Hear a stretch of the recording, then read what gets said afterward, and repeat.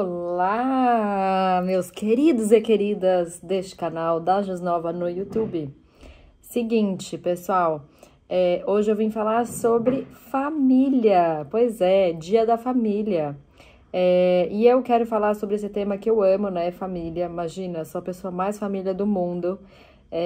Existe a família estendida, né? A família, nossa familhinha, né? Mas o fato é que família é família e hoje eu vim falar um pouco sobre este tema. Se você já gostou, já salva esse conteúdo, compartilha com todo mundo que é bem família, que nem eu, que ama todo mundo pertinho, todo mundo unido, todos os filhos embaixo da asa. Eu brinco que eu sou aquela mãe leoa, né, que gosta de todas as suas crias embaixo de você. Sim, sou assim com os meus filhos, minha mãe era assim comigo, minha avó era assim com a minha mãe, e assim segue uma legião de gerações de mães corujas. Deixa eu arrumar aqui. Agora sim. Segue uma legião aí de mães corujas, acima e abaixo de mim, na linhagem. Então, como eu ia falando, já salvo esse conteúdo, passa aí para todo mundo que é família, assim como eu. Para todo mundo que também tem curiosidade para saber sobre esse tema, né? Eu acho um tema muito interessante. Se você ainda não é um inscrito deste canal, ou seja, por favor, se inscreva, ajuda a gente. Eu não falo isso por mim, mas eu falo por todo mundo que trabalha comigo, né? Eu sempre esqueço de falar essa parte. Então, é importante que você nos siga, é importante que você ajude-nos a continuar esse trabalho aí que a gente vem fazendo de conteúdo para você. Então, como dizia, né, acho que Titã, se não me engano, família, mamãe, papai, titia. Família é um grande aglomerado de pessoas que estão ali para se apoiar, para se ajudar, para se irritar, para, né, um pedir favor para o outro, para contar nas horas difíceis, nas horas alegres, para fazer festa, para chorar, né? Para ir em velório, muitas vezes, para ir em festa também, muitas vezes. O fato é que família é família. Sabe aquele ditado que a gente fala, família é família? Meu avô, amado avô, que faleceu faz pouco tempo, era um grande agregador de família, né? Então, ele sempre me ensinou que a família em primeiro lugar e que a família é sempre a coisa que nunca ninguém tira da gente, porque, de fato, a família é o nosso bem mais precioso, né? A gente briga, a gente perde a paciência, a gente fala besteira, a gente faz um monte de coisa, mas no final das contas a família sempre tá ali pra gente. É claro que não é só amor e coisas fáceis, né? A gente passa muita coisa difícil em nome de família, sim, como, por exemplo, sustentar um casamento que já não tá muito legal, em nome de uma família, né? Em nome de se manter, muitas vezes, uma certa ilusão do que significa, né, esse conceito de família. E aí eu entro nesse ponto, né, de se conversar sobre o conceito da família, como ele vem mudando ao longo do tempo, né, e como a gente vem perdendo, de uma certa forma, aquela ilusão que a gente tinha daquela família que a gente chama de família margarina, né, a mamãe, o papai e o filhinho, né, e que nem sempre a família precisa se unir e estar unida desta forma. Existem outras formas, existem outros tipos de família, existem outras necessidades que não aquelas das quais você talvez compartilhe, né? Existem pessoas que têm outras maneiras de se enxergar a constituição da família. E graças a Deus hoje a Constituição traz essa possibilidade desse reconhecimento de outros tipos de família que não aquele mais antigo, talvez antiquado, que a gente conheça, né? Que é sempre aquela relação entre mãe, pai e filhos. Hoje a gente tem uma miscigenação, né, de possibilidades, hoje a gente tem maiores possibilidades, né?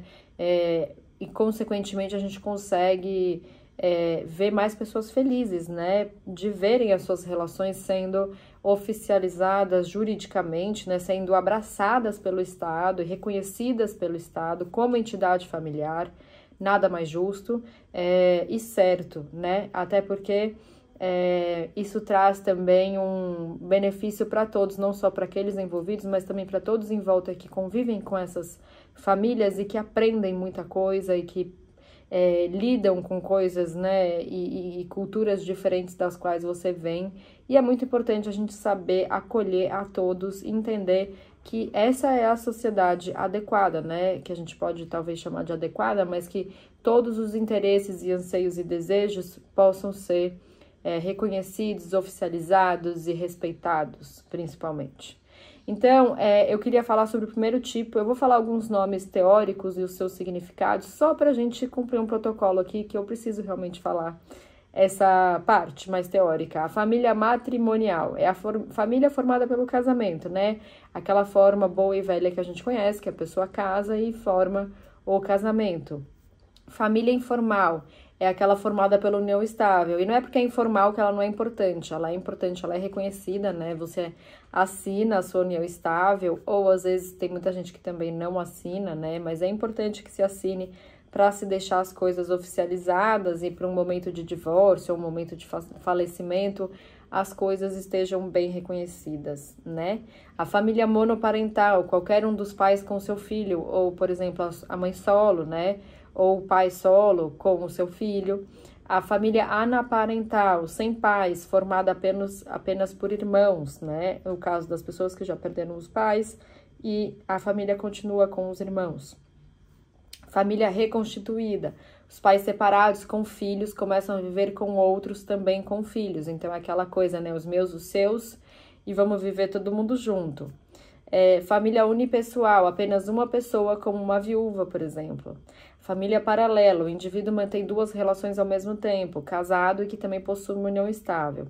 Isso é bem discutível e tem bastante detalhe, mas tipo, quando você tem um casamento e você tem, por exemplo, uma outra união paralela, que pode ser reconhecida como união estável. É importante dizer que não é possível elas duas serem oficializadas ao mesmo tempo, mas às vezes pode acontecer de você não ter oficializado seu divórcio, começar a se relacionar com outra pessoa, tentar fazer a sua união estável, e você, na verdade, pode acontecer alguns prejuízos aí. Você pode ter uma confusão patrimonial, você pode ter muitas confusões de relação, né? Porque realmente duas relações ao mesmo tempo pode ser bastante complicado. Do ponto de vista jurídico, você não consegue esse reconhecimento das duas ao mesmo tempo, né? Você precisa primeiro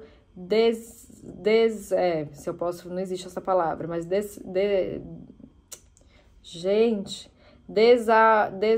não existe, mas o que eu quero dizer ao invés de, o contrário de oficializar, né? Desoficializar, eu ia falar, mas não.